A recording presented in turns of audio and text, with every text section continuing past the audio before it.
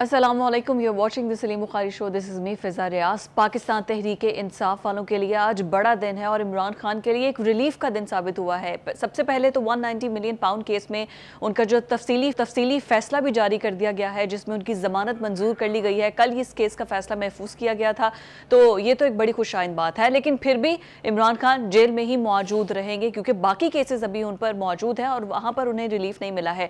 تفصیلی فیصلے میں ججز کی جانب سے کن گراؤنڈز پر ان کو ریلیف دیا گیا ہے، آج کے پروگرام میں ہم وہ ڈسکس کریں گے. اس کے علاوہ جو کے پی کے وزیر اعلیٰ ہیں، ان کے بھی 10 کیسز میں ضمانتیں منظور کر لی گئی ہیں. مطلب it's all golden day for the P T I people. لیکن آگے چل کر ہم بات کریں گے کہ مولانا فضل الرحمان خوب گرجے برسے ہیں. انہوں نے تاک کر وار کیے ہیں اور انہوں نے کہا ہے کہ دوبارہ سے الیکشنز کروائیں، یہ حکومت فوری طور پر مستعفی اور اسٹیبلشمنٹ دور رہے تمام انتخابات کے عمل سے. اور بلاول بھٹو زرداری آج قومی اسمبلی کے اجلاس میں جو انہوں نے بیانات دیے ہیں اور انہوں نے کس طریقے سے پاکستان تحریک انصاف کی درگت بنائی ہے، الیکشن کیمپین کے دوران وہ کیا کہتے تھے، اب حکومت میں آنے کے بعد وہ کیا کہہ رہے ہیں، آج کے پروگرام میں ہم ڈیٹیل ڈسکشن کریں گے. لیکن سب سے پہلے بخاری صاحب، 190 ملین کیس میں عمران خان کو ریلیف مل گیا ہے. تفصیلی فیصلہ انہوں کے وہ اب آ چکا ہے. میں چاہوں گی ہمارے آڈینس کو آپ ہی بتائیں کن گراؤنڈز پر عمران خان کو ریلیف ملا ہے. اتنا کمزور کیس تھا یہ 190 ملین پاؤنڈ کیس. دیکھیے، ایک تو یہ بات بالکل واضح ہو کے سامنے آ رہی ہے کہ جو مقدمات قائم کیے گئے ہیں ان کی صحت جو ہے اس کے اوپر بہت بڑے سوالیہ نشان اٹھ رہے ہیں. اور اب تک جتنے بھی مقدمات میں پی ٹی آئی کے لیڈر اور پی ٹی آئی کے لوگوں کو ریلیف ملا ہے، اس کی بنیادی وجہ یہ ہے کہ مقدمات بہت ویک بنائے گئے ہیں. اب یہ جان بوجھ کے ہوا ہے یا غلطی ہے غیر ارادی طور پر، یہ ہمیں اسی وقت پتہ چل سکتا ہے جبکہ ان مقدمات بنانے والوں کے خلاف کوئی ایکشن ہو. ایکشن تو کوئی ہمیں نظر نہیں آ رہا ہے. اس لیے یہ جو کیس خاص طور سے 190 ملین پاؤنڈ کیس کا حوالہ ہے، جو اس کے بارے میں گفتگو ہم یہ سنا کرتے تھے کہ یہ تو اوپن اینڈ شٹ کیس ہے. پیسے آئے حکومت پاکستان کے لیے برطانیہ سے بھیجے گئے تھے، یہاں پر وہ کسی ایک شخص کے جرمانے کی رقم کے طور پر سپریم کورٹ میں جمع ہو گئے جی. اور یہ کہ یہ تو بالکل کھلی دھاندلی ہے، یہ تاثر جو ہے وہ دیا جاتا تھا.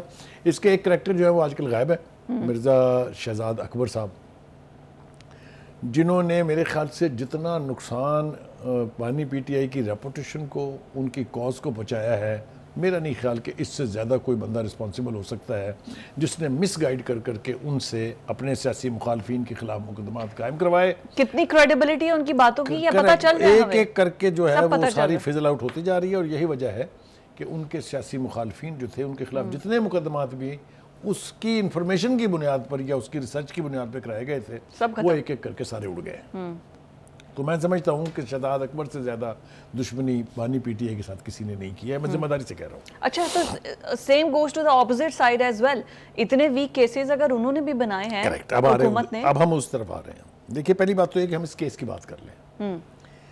اس کیس کے حوالے سے جو جیسا میں نے کہا کہ تاثر تو یہ تھا کہ یہ اوپن اینڈ شٹ کیس ہے. پیسے بھی ثابت ہیں کہاں گئے، کہاں سے آئے.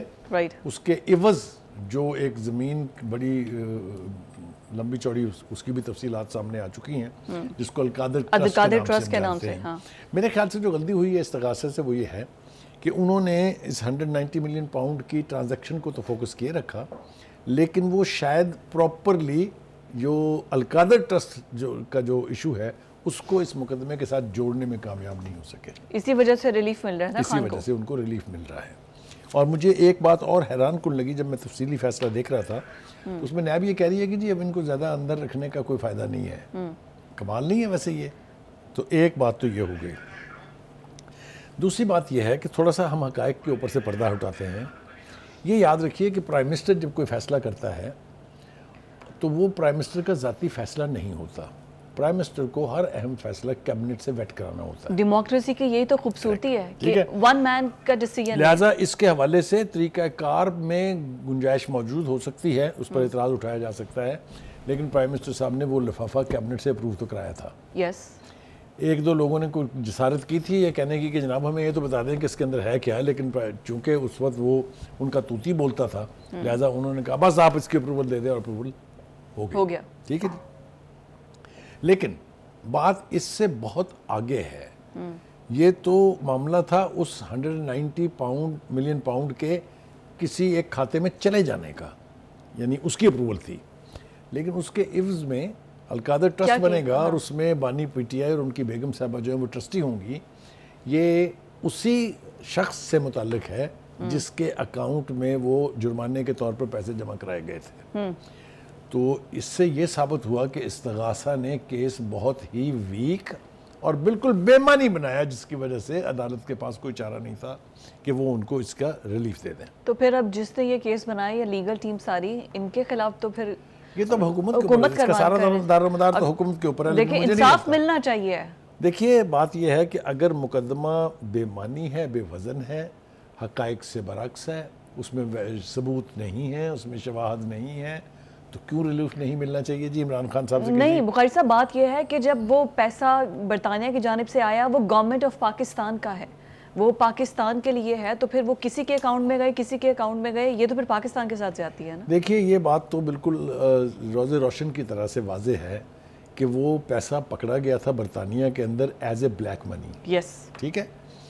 حکومت برطانیہ نے یہ فیصلہ کیا، ان کی نیشنل کرائم اینڈ ایجنسی ہے جی، کہ یہ پیسہ آپ پاکستان حکومت کو واپس کر دیں. سو وہاں آپ کو یاد ہوگا کہ مرزا شہزاد اکبر صاحب پھر لندن پہنچ گئے تھے، پھر وہاں ان کی ایک بریف کیس کے ساتھ گاڑیوں کے اندر سے ایکسچینج ہوتے ہوئے بھی ویڈیوز بھی آئی تھی اگر آپ کو یاد ہو.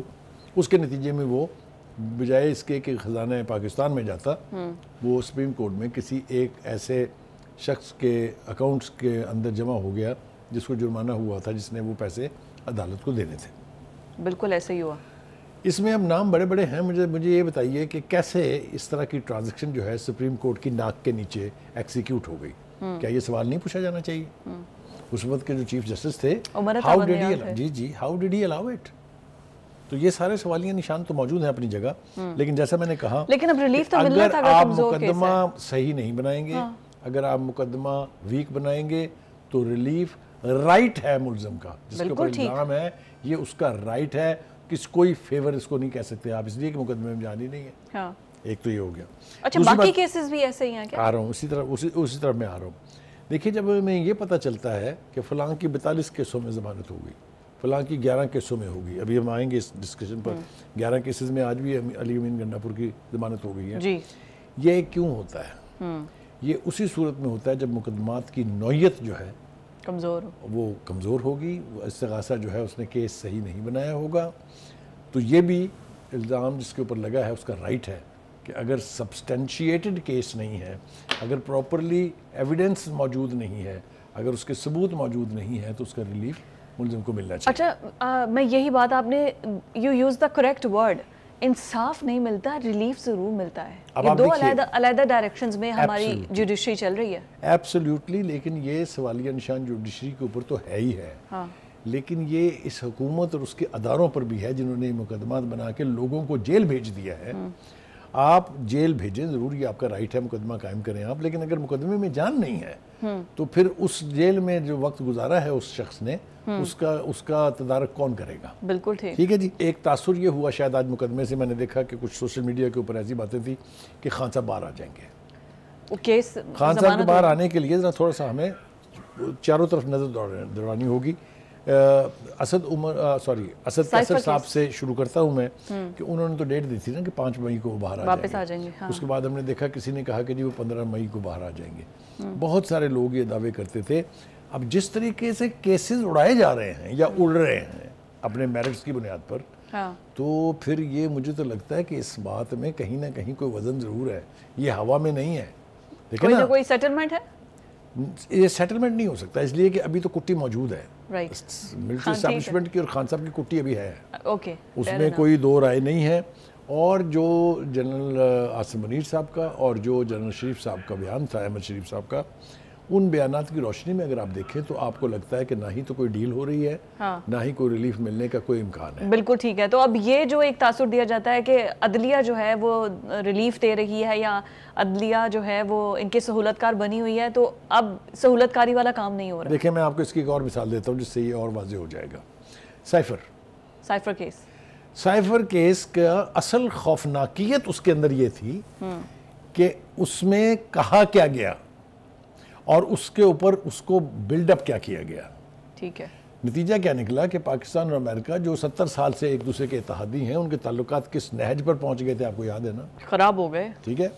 اور اس کو سنوارنے میں ابھی کتنا وقت مزید لگے گا. مگر جنہوں نے وہ مقدمہ بنایا سزا تو وہ اس میں جو بھی ہوگی فائنل وہ ہم دیکھیں گے. لیکن انہوں نے فوکس کیا کیا کہ سائفر گم ہو گیا جی, پرائم منسٹر صاحب سے گم ہو گیا. اور خدا کے واسطے یہ مقدمہ تو نہیں تھا, مقدمہ تھا یہ تھا کہ آپ نے آفیشل سیکرٹ ایکٹ کے تحت اتنا بڑا بھانڈا بیچ بازار کے بقول پی ٹی آئی کے لاکھوں لوگوں کی موجودگی میں کیسے پھوڑ دیا, دہلا لہرا کے اس کو کہ یہ لکھا ہے اس میں, یہ کہا ہے اس نے, یاد ہے نا آپ کو سارا منظرنامہ, اس کو تو آپ نے چھیڑا ہی نہیں. آپ تو کہہ رہے ہیں جی بس وہ ایک سائفر تھا, ایک ڈاکومنٹ تھا جو گم ہو گیا ان سے. تو مجھے تو دکھائی دے رہا ہے کہ اس کے اندر بھی ریلیف بہت بڑا ملے گا انہیں. اب پھر یہ الزامات ججز پر لگا کہ بھائی یہ ان کی سہولت کاری کر رہی ہے, یہ پھر آپ کو بتا رہا ہوں ان کیسز کی نوعیت جس کے بارے میں تاثر یہ تھا کہ یہ تو اوپن اینڈ شٹ کیسز ہیں, اس میں تو جان بچتی دکھائی نہیں دیتی ہے. اب اگر تو اسی طریقے سے ریلیف ملتا رہا تو پھر وہ جو ہوا میں باتیں کی جا رہی تھی, جو ہم سمجھتے تھے کہ ہوا میں ہے, وہ کہیں ریالٹی نہ بن جائے. صاحب ایسے پاناما کیس میں بھی ہم نے دیکھا تھا کہ نواز شریف کو ریلیف نہیں ملے گا, یہ کھا گئے, لٹ گئے, مار کر لیا انہوں نے پاکستان کا, ایٹ دی اینڈ ایونچولی سزائیں بھی تو ختم ہو گئی نا, سب کچھ ختم ہو گیا. ایسے عمران خان کے ساتھ ہے تھا اس میں اگر آپ کو میں کریکٹ کروں تو اس میں بھی نواز شریف کا نام کہیں نہیں تھا. پی ٹی آئی کی گورنمنٹ نے ہم سب کو یہ بتایا نا, اور پاناما کو استعمال کر کے الٹیمیٹلی اقامہ گھڑنا پڑا. ایک لمبی چوڑی جی آئی ٹی بنائی جس نے 10 والیوم بنائے. آپ کو یاد ہے اس 10ویں والیوم کے بارے میں کتنے تھریڈ تھے کہ اگر وہ کھل گیا تو پتہ نہیں قیامت سے کم کوئی منظرنامہ نہیں ہوگا. اب 90 ملین پاؤنڈ کیس میں بھی یہی کہہ رہی تھی نا حکومت. اچھا جی, اب یہ جو اگلی بات جو میں کر رہے تھے ہم لوگ وہ یہ کہ خان صاحب کو تو ریلیف ملا ہے, اب اس کے ساتھیوں کو بھی ریلیف ملنا شروع ہو گیا. علیم گنڈا کے پور کے بارے میں یہ کیس بڑا خوفناک تھا, جی ایچ کیو پہ حملے کا اٹیک کا. لیکن یہ کہ اس حملہ کیس سمیت 11 مقدمات میں ان کو جو ہے ضمانت ان کی مل گئی ہے. تو اگر تو یہ سفر دوسری طرف شروع ہو گیا ہے تو پھر تو میرے خیال سے ہم لوگوں کو بھی تیار رہنا چاہیے کہ خان صاحب باہر آئے کہ آئے. ہم خان صاحب کے باہر آنے کو گرج نہیں کر سکتے, ہماری خدا نہ خواستہ ان کے ساتھ کوئی دشمنی نہیں ہے. ہم نے جب بھی کبھی یہ بات کی ہے اس کانٹیکس میں کی ہے کہ جو کیسز ہیں ان میں سے چند کیسز کی نوعیت بڑی سنگین ہے. لیکن اب دیکھیں نا, اب باقی ایف آئی آر ہی کمزور ہے تو پھر اس پہ کیا کرے ججز, وہ میں اور آپ اس میں کوئی مدد نہیں کر سکتے. لیکن آگے الیکشنز کا مطالبہ مولانا فضل الرحمان کر رہے ہیں. ایک تو ریلیف کی آپ نے بات کی ہے, بہت ہی خوفناک سٹیٹمنٹ دی ہے. کسی نے کہا نا کہ حسن انسان سے نپٹوں تو ادھر بھی دیکھوں. ابھی تو عمران خان صاحب ڈیل کر رہے تھے ہم. مولانا فضل الرحمان کا درینہ مطالبہ یہ ہے کہ فوری طور پر یہ حکومت مستعفی ہو جائے, نئے الیکشنز کروائیں اور اسٹیبلشمنٹ اس عمل سے دور رہے. بخاری صاحب کیا یہ مطالبہ مانا جائے گا؟ پہلی بار مولانا اقتدار سے دور ہیں. دیکھیے پہلی بات تو یہ ہے کہ مولانا صاحب کا اگر آپ 2018 کے الیکشن کے بعد کا ریاکشن دیکھیں تو تب بھی ان کا اعتراض یہ تھا, اور میں سمجھتا ہوں کہ بہت حد تک درست اعتراض تھا, کہ ان کو الیکٹرل پولیٹکس سے اٹھا کے باہر پھینک دیا گیا ہے, ان کو اور ان کی پارٹی کو. 2018 میں ان کا خیال یہ تھا کہ اس وقت جو ہے جو بھی لوگ اس کے پیچھے تھے, اب پتہ نہیں مولانا صاحب کا سٹانس اس پہ تبدیل نہ ہو گیا ہو, لیکن وہ سمجھتے تھے کہ اس وقت کی جو ملٹری اسٹیبلشمنٹ تھی انہوں نے ہائیبرڈ سسٹم عمران خان صاحب کا لانے کے لیے مجھے سیاست سے آؤٹ کر دیا. ابھی بھی ان کا یہی موقف ہے. میں پہلے والا تو باقاعدہ اسپیسیفک تھا نا, پرسن اسپیسیفک, میں نے جان بوجھ کے یہ جملہ استعمال کیا ہے, ٹھیک ہے. لیکن اب وہ یہ کہہ رہے ہیں, اب وہ نام نہیں لے رہے ہیں, لیکن الزام وہی ہے, ٹھیک ہے. اچھا جی, دیکھیے گزارش یہ ہے کہ مولانا بولے ہیں اور خوب کھل کے بولے ہیں. جب سے اس الیکشن کا نتیجہ سامنے آیا ہے اور جب سے یہ حکومت بنی ہے, مخلوط حکومت جو ہے مسلم لیگ نون کی, اس وقت سے مولانا خوش نہیں ہیں, بہت ناراض ہیں. بہت سی کوششیں کی گئی بنانے کے لیے, یعنی 3 دفعہ تو نواز شریف سب جا کے ملے ہیں نا, باقی تو چھوڑ دیں آپ. نارمل جو ہم پیچھے مڑ کے اگر دیکھیں سیاست ان کی کئی دہائیوں پر, تو مولانا جو ہیں وہ پنچایت کے آدمی ہیں تو مان جاتے ہوتے تھے. لیکن اس دفعہ وہ شاید زیادہ دکھی ہیں. نہیں اس بار انہوں نے ڈیمانڈ زیادہ کی ہے, حکومت وہ ڈیمانڈ کے مطابق دے نہیں رہی وزارتیں. دیکھیں وہ ممکن نہیں ہے نا, کیونکہ جب ایک مخلوط حکومت ہوتی ہے تو اس میں پرپورشن جو ہے وہ رکھنا پڑتا ہے, مینٹین. دیکھیں نا, پیپلز پارٹی سب سے بڑی سٹیک ہولڈر ہے. اب یہ تو نہیں ہو سکتا کہ آپ کو پیپلز پارٹی سے زیادہ اکوموڈیٹ کر دیا, آپ سے زیادہ ایم کیو ایم ہے, یہ بھی نہیں ہو سکتا کہ آپ کو ان سے زیادہ. تو مجبوریاں کچھ ہوتی ہیں نا حکومت کی, یہ وہ محلاتی جو کمپلشنز ہوتی ہیں یہ اس کے زمرے میں آتا ہے. لیکن یہ حیران ہوں اگر مولانا اور عمران خان پی ٹی آئی جیسے وہ کہہ رہے ہیں کہ مفاہمت ہو سکتی ہے, ہم اس کی حوصلہ افزائی کریں گے, کیا خدا کا کمال ہوگا کہ یہ دونوں اتحادی ہوں؟ مجھے یہ آثار ایسے لگ رہے ہیں کہ یہ ممکن ہے کہ ہو جائے کیونکہ دونوں ہی ایک دوسرے کے بارے میں سافٹ ہوئے ہیں. اب کوئی ان کو کسی وہ پیٹرولیم پروڈکٹس کے نام سے بلاتا ہے نہیں بلاتا. تو اس لیے لیکن یہ کہ مولانا نے آج کیا باتیں کی ہیں اس کا تھوڑا سا تذکرہ بہت ضروری ہے. ایک تو انہوں نے کہا کہ جی یہ سب الیکشن بکواس تھا, لہٰذا الیکشن دوبارہ کرائے جائے. پھر وہ یہ کہتے ہیں کہ جی مجھے نہیں لگتا کہ حکومت جو ہے یہ کسی بھی صورت میں ڈیلیور کر پائے گی. اور پی ٹی آئی کے ساتھ وہ کہتے ہیں میری کوئی ذاتی دشمنی نہیں ہے. دیکھیں گنجائش نکل رہی ہے کہ میری ذاتی دشمنی نہیں ہے, لہٰذا ہم بات کر سکتے ہیں ان سے. وہ کہتے ہیں کہ اگر ہم آگے نہ بڑھے تو پھر ہم غلامی کی طرف جو ہے وہ برق رفتاری سے سفر کرتے ہیں. عوام کو انہوں نے کہا. ٹھیک ہے. دوسرا انہوں نے اس پر بھی ڈراپ کر دیا آخری جملہ کہ جناب یہ حکومت تو ڈیلیور نہیں کر سکتی. پھر انہوں نے ایک اور عجیب بات کی. انہوں نے کہا کہ میں نہیں سمجھتا کہ اکثریت ملک پر حکومت کر رہی ہے بلکہ عددی اعتبار سے نون لیگ. ہاں ایگزیکٹلی. یہ ساری باتیں مولانا کی بہت سیریس بہت قابل توجہ ہے. دیکھیے مولانا جو ہے ایک تو کے پی کے میں ان کا اثر و رسوخ بہت ہے, بلوچستان میں بھی ان کے اثر و رسوخ میں کوئی دو رائے نہیں ہے. اور دوسرا یہ کہ اس ملک کا وہ ایک رائٹ ونگر ووٹ کا ایک بڑا سیگمنٹ جو ہے وہ ان کے ساتھ ہے. مولانا جب ملین مارچ کی بات کرتے ہیں تو وہ اکثر اوقات ہم نے دیکھا کہ وہ ثابت بھی کر دیتے ہیں, چاہے وہ کراچی میں ہو, چاہے سندھ میں کسی حیدرآباد میں ہو, یا پنجاب میں ہو, بلوچستان میں ہو, انہوں نے ثابت کیا ہے کہ لوگ ان کے ساتھ ہیں. ٹھیک ہو گیا جی. اب دیکھنا یہ ہے کہ اس بارگین میں اس پورے اس میں ان کو کیا ملتا ہے. کیا الیکشن دوبارہ ہونے جا رہے ہیں؟ میرا جواب ہے نہیں.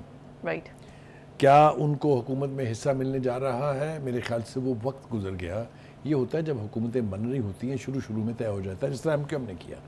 ایم کیو ایم نے عقل مندی کی نا, جس طرح پیپلز پارٹی نے کر لیا. پیپلز پارٹی نے ابھی تک تو فیصلہ کیا ہو رہا ہے کہ میں نے نہیں بننا, لیکن انہوں نے صحیح کی جو پوزیشنز تھی فیصلہ کرنا تھا وہ انہوں نے کر چھوڑا نا, اس لیے یہ فیصلے شروع میں ہی ہوتے ہیں. بالکل ٹھیک ہو گیا. اب آ جائیے جناب دوسری امپورٹنٹ سپیچ جو آج کی تھی بلاول بھٹو زرداری. یہ تو میرا خیال ہے اسمبلی کے باہر بولے ہیں مولانا فضل الرحمان, لیکن بلاول بھٹو زرداری کل جو عمر ایوب کی سپیچ تھی پرسوں, اس کا جواب آج پیپلز پارٹی نے دیا ہے. خواجہ آصف نے تو دیا ہی. ہاں نہیں, وہ تو بلاول نے آج خوب بولے.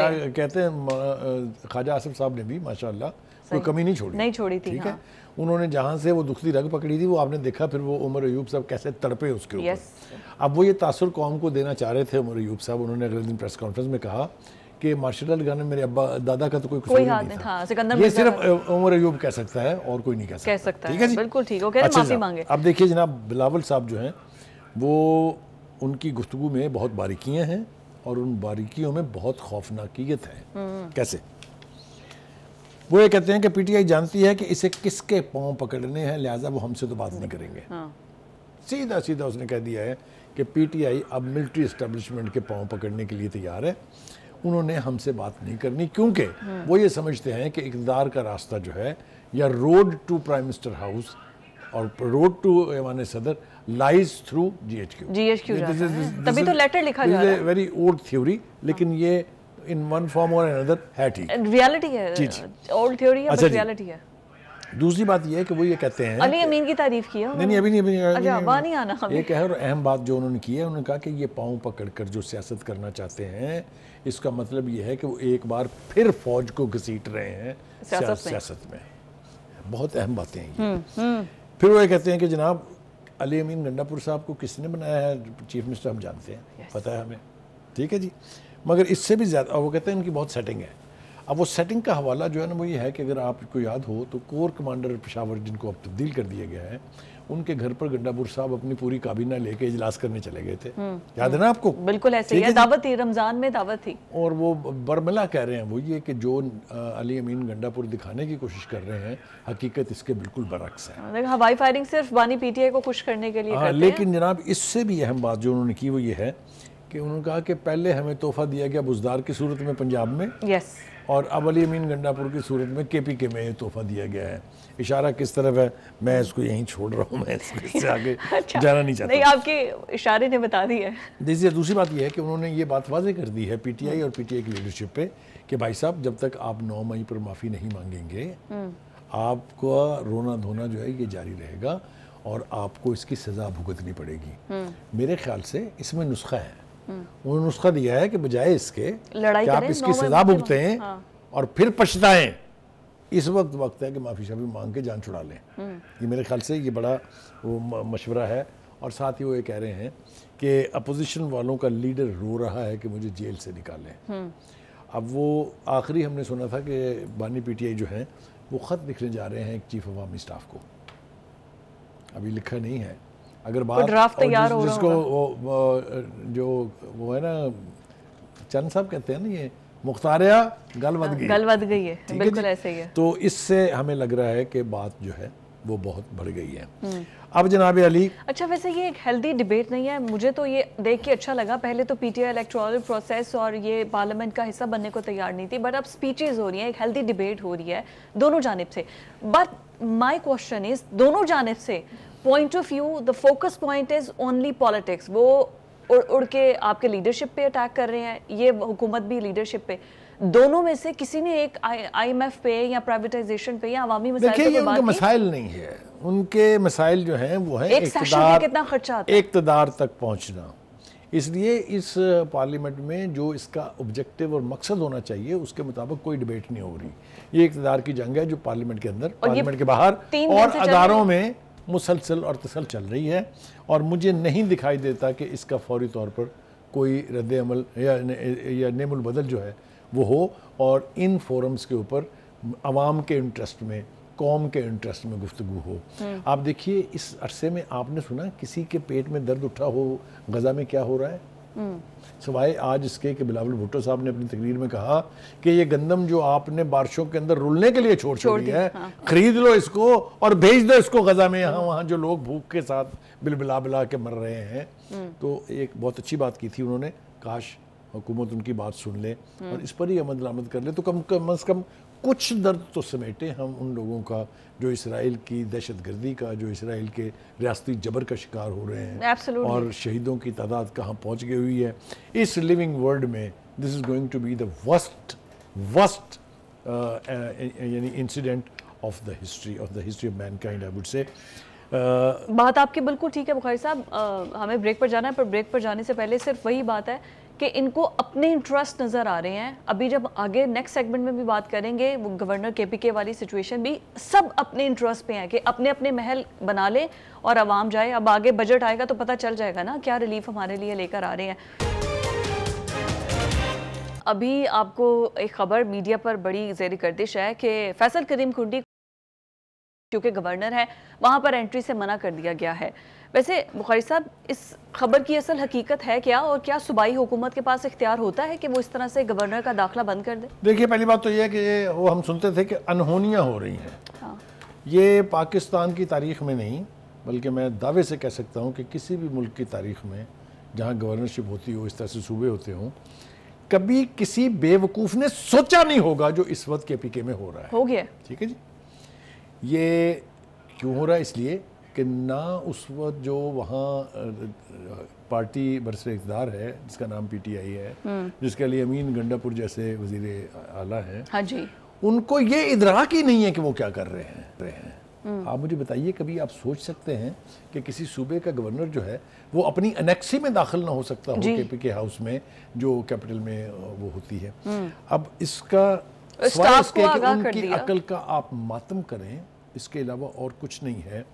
دیکھیے ہم نے ایک منظرنامہ دیکھا تھا مڈ 90s کی دہائی میں, جب چیف پرائم منسٹر کیپٹل سے لاہور آتی تھی تو ان کو ریسیو کرنے چیف منسٹر نہیں جاتا تھا. اسی کو لوگوں نے کہا تھا کہ انہونی ہے اور نہیں ہونا چاہیے, جمہوریت کی نفی ہے, یہ پتہ نہیں کیا کیا اس کے اوپر کہا تھا. ذرا آپ اندازہ کیجئے کیا کر رہے ہیں. اس کا مطلب یہ ہے کہ وہ جو بانی پی ٹی آئی نے 4 سال بعد کہا تھا کہ مجھے تو پتہ ہی نہیں تھا کہ ملک کیسے چل رہا ہے, میں تو چلا ہی نہیں رہا تھا.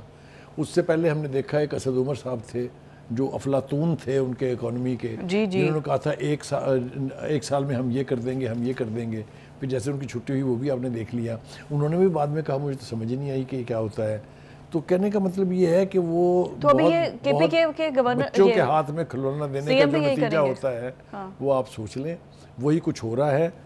اب اچھی بات جو اس کا کہتے ہیں نا کہ there is a good side of every bad thing, وہ یہ ہے کہ کنڈی صاحب بہت بیہیو کر رہے ہیں کیونکہ سیزنڈ پولیٹیشین ہے, پارٹی کی ایک ہسٹری ہے, پارٹی نے اقتدار دیکھا ہوا ہے. بلو دی بیلٹ کی پیپلز پارٹی کبھی کام نہیں کرتی. ایک لفظ ایسا نہیں بولا جس سے بدبو آتی ہو کہ یہ شخص جو ہے یہ نفرت کے بیج بو رہا ہے.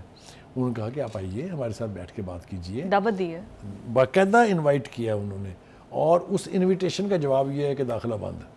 آپ مجھے یہ بتائیے نہیں کیا ایسا ہوتا ہے, مطلب کبھی نہیں ہوا. میں نے کہا آپ کو کہ 75 سالہ ہسٹری میں کبھی ایسا نہیں ہوا, نہ اس کا اختیار ہے نہ اس کی روایت ہے. کیا آپ نے سٹاف کو بتا دیا, ان کا سیٹ اپ سارا ختم کر دیا؟ اس کے بعد جناب ہم نے دیکھا کہ مسٹر سیف صاحب جو ان کے حکومت کے یعنی ترجمان بھی ہیں, انہوں نے ایک ایسی لاجک پیش کی ہے کہ دل چاہتا ہے کہ اس کا جواب دیا جائے بڑے سٹرونگ ٹرمز میں, لیکن چونکہ ہم اس میں سٹیک ہولڈر نہیں ہیں, ہمارا کوئی ذاتی نقصان تو نہیں ہے. انہوں نے کہا جی کہ گورنر کے لیے مختص جو بلاک ہے وہ ہم نے ختم کر دیا ہے. اچھا جی کیوں ختم کر دیا ہے؟ کہ جی کابینہ میں فیصلہ ہوا ہے. کابینہ میں کیوں فیصلہ ہوا ہے؟ کیونکہ جی جو وزیر اعلیٰ صاحب ہیں جو وہ کہتے ہیں ان کی مرضی سے وہ سب کچھ ہو رہا ہے. دیکھیے نا, اب انہوں نے کہا کہ جی وہ گورنر کی جو انیکسی ہے نا وہ تو جناب استعمال کریں گے ہمارے وزیر اور مشیر. اچھا, ان کی کیبنٹ ممبرز یوز کریں گے. مطلب کہنے کا یہ ہے کہ خدا کے واسطے عقل کو ہاتھ ماریں. آپ اپنے آپ کی تذلیل کر رہے ہیں, آپ گورنر کو ذلیل نہیں کر رہے ہیں, آپ اپنی تذلیل خود کر رہے ہیں اور تسلسل سے کر رہے ہیں. یہ کنٹروورسی جتنی جلدی ختم ہو جائے اتنی ہی بہتر ہے. وہ یہ بھی تو کہہ رہے ہیں نا کہ سندھ ہاؤس کی طرح وہ دل نہ ہارے جہاں پر پی ٹی آئی کے ایم پی ایز نہیں جا سکتے, یعنی وہ کے پی کے گورنر کو کہہ رہے ہیں کہ آپ اپنا رہائش کا انتظام سندھ ہاؤس میں کر لیں. یار یہ کیا مذاق ہے, یہ تو پرائمری جماعت کے بچے نہیں کرتے ہیں جو کچھ وہاں ہو رہا ہے. میں ایمانداری سے آپ کو کہہ رہا ہوں, کم از کم میں نے اپنے 50 سالہ کیریئر میں اس طرح کی گھٹیا اپروچ, اس طرح کے تھرڈ کلاس فیصلے کبھی نہ سنے ہیں نہ ہوتے دیکھے ہیں. بالکل ٹھیک ہے, مخاصمتیں ہوتی ہیں, سیاسی مخالفتیں بھی ہوتی ہیں, لیکن وہ اس لیول پر نہیں جاتی. کبھی جب ہم چن کے نمائندوں کو ان ہاؤسز میں بھیجتے ہیں, چاہے وہ صوبائی اسمبلی ہے, چاہے وہ نیشنل اسمبلی ہے, چاہے وہ سینٹ ہے, تو ہماری توقع ہوتی ہے یہ گریسفل طریقے سے ہمارے مفاد کی باتیں کریں گے, عوام الناس کو ریلیف پہنچائیں گے. یا تو ان کی اپنی ذاتی لڑائیاں ہی نہیں ختم ہو رہی, ان کی ایگو ہی نہیں مک رہی ہے. وہ کہہ رہی ہیں کہ اب ان کے اسلام آباد میں بھی کئی گھر ہیں تو کوئی نہیں وہاں رہے. یہ کوئی جواز نہیں ہے. جب میری انٹائٹلمنٹ ہے کہ as a governor I can stay in my annexe in the capital, who the hell are they to just stop it اور بین اٹ. پتہ نہیں یار کیا ہو رہا ہے. یار بس کرو یار, میں اس سے آگے پھر میرے پاگل پن کا دورہ شروع ہو جائے گا. نہیں, let's stop there. Peoples Party آگے کیا کرتی ہے یہ تو پتہ چلے گا. فیصل واوڈا صاحب وہ بولے ہیں ججز کے معاملے پر بھی, اور جو بار بار اسٹیبلشمنٹ کو بیچ میں گھسیٹا جا رہا تھا, وہ یہ کہہ رہے ہیں کہ نام لے لینا, آپ ڈائریکٹ نام لیں. جو جسٹس بابر نے نام لیا تھا, بابر ستار نے, انہوں نے بھی کہا نام لیں آپ نے جو خط لکھا ہے. تو اس کو کس طرح سے دیکھ رہے ہیں؟ اور فیصل واوڈا جو ان کی بات ہے, ان کی بات میں ہمیشہ وزن تو ہوتا ہے, لائم لائٹ تو وہ لے جاتے ہیں. دیکھیے پہلی بات تو یہ ہے کہ فیصل واوڈا صاحب کو یہ پریس کانفرنس کیوں کرنی پڑی ہے جی, اور اس کے پیچھے کیا لاجک ہے وہ تو میں اس وقت بیان نہیں کر سکتا کیونکہ میرے علم میں نہیں ہے وہ. لیکن انہوں نے ایک جو کنٹروورسی چل رہی ہے, سوشل میڈیا کے اوپر بھی چل رہی ہے, نیشنل میڈیا بھی ہے, وہ ہے بابر ستار صاحب کے حوالے سے. اگر آپ کو یاد ہو جو پروسیڈنگز ہو رہی تھیں جس کے اندر ججز کے خطوں کا معاملہ بھی ہے, وہ سب کچھ ہے, تو واڈا صاحب یہ کہتے ہیں کہ میں نے 15 دن پہلے غالباً اپریل کے مڈ میں ایک خط لکھا تھا اسلام آباد ہائی کورٹ کے رجسٹرار کو کہ بھائی صاحب مجھے وہ کورسپونڈنس جو ہے اس کی نقل چاہیے جو جب عطر من اللہ صاحب چیف جسٹس تھے اسلام آباد ہائی کورٹ کے اور بابر ستار صاحب جج تھے, ان کے درمیان ایک کورسپونڈنس ہوئی تھی اور حوالہ یہ تھا کہ وہ گرین کارڈ ہولڈر ہے. رائٹ, ٹھیک ہے. مزید اس میں اضافہ یہ تھا کہ جی آپ ایک پرائیویٹ سکول کے پارٹنر بھی ہیں. تو مجھے کہتا ہے 15 دن ہو گئے ابھی تک اس کا جواب نہیں ملا ہے. وہ دور شریعت والے انہوں نے بات کی ہے نا. پھر وہ یہ کہہ رہے ہیں کہ جناب ایم این اے, ایم پی اے اور سینیٹر تو نہیں بن سکتے جس کے پاس ڈوئل نیشنلٹی ہو, تو جج کیسے بن سکتا ہے؟ سوال کو اگر آپ لاجیکلی دیکھیں تو لاجک تو ٹھیک ہے. اگر یہ واقعتاً ہے, جو ہمارے علم میں اب تک بات ہے وہ یہ کہ ان کی فیملی شاید ابھی تک نیشنلٹی ہولڈر ہے امریکہ کی, یہ انہوں نے سرنڈر کر دی تھی اپنے الیکشن سے پہلے, یہ ہماری اطلاعات ہیں. لیکن جس سمت میں واوڈا صاحب اشارہ کر رہے ہیں اس کا مطلب یہ ہے کہ وہ ابھی تک بھی ہیں. ٹھیک ہے. دوسری ایلیگیشن ان کے اوپر یہ ہے کہ وہ ایک پرائیویٹ اسکول کے پارٹنر ہیں. دیکھیے بات حقائق کے اوپر اگر مبنی ہے تو پھر مشکل صورتحال تو ہے, چاہے وہ کوئی بھی ہو. میری بات سمجھ رہی ہیں آپ؟ اور ایک اور بات جو ہے وہ واوڈا صاحب نے میرا خیال ہے تھوڑا سا پریس کے اوپر بھی ہاتھ صاف کیا آج تھوڑا سا. ان سے جب سوال پوچھے جا رہے تھے تو انہوں نے کہا کہ اگر آپ ہماری پگڑی اچھالیں گے تو ہم آپ کی بھی اچھالیں گے. مطلب ہے اس میں ایک امپلائڈ تھریٹ تو ضرور ہے. مگر وہ کیا کہہ رہے ہیں؟ وہ یہ کہہ رہے ہیں کہ کہاں آئین اور قانون میں لکھا ہوا ہے کہ وہ لوگ جنہوں نے اپنی جانوں کے نذرانے پیش کیے ہیں پاکستان کے تحفظ کے لیے, پاکستان کی سیکورٹی کے لیے, پاکستان کی سلامتی کے لیے, ان کا تمسخر اڑایا جائے. اب وہ حوالہ وہی دے رہے ہیں جو کچھ پی ٹی آئی نے 9 مئی والا حوالہ سمجھ رہے ہیں آپ؟ مطلب کہنے کا یہ ہے, اور وہ کہتے ہیں کہ بس کریں, اب بہت ہو گیا ہے یہ, اتنی فوج کی جو تضحیق کی گئی ہے, it should come to a halt. میرے خیال سے اس بات میں تو بہت لاجک ہے. ٹھیک ہے جی. اور دوسری بات یہ ہے کہ وہ کہتا ہے, اور وہ یہ کہتے ہیں, انہوں نے پھر یعنی بابر ستار کے اس یعنی پروسیڈنگز کی طرف اشارہ کیا ہے کہ جو یہ کہتی ہے کہ جی مداخلت ہو رہی ہے. وہ خط کا ذکر جو انہوں نے ابھی حال ہی میں خط لکھا chief justice Lahore high court, اپنے اسلام آباد ہائی کورٹ کو, وہ کہتے ہیں جناب جب تک آپ کے پاس ثبوت نہیں ہے کوئی کہ جناب یہ دیکھیے یہ مداخلت ہو رہی ہے, آپ نے جرنلائز ٹرم میں, ہم نے بھی اپنے پروگرام میں یہ کہا کہ آپ نام لیجئے کہ فلاں میجر نے, فلاں کرنل نے آپ کو فون کیا تھا اور اس نے یہ کیا تھا, اس نمبر سے وہ فون آیا تھا.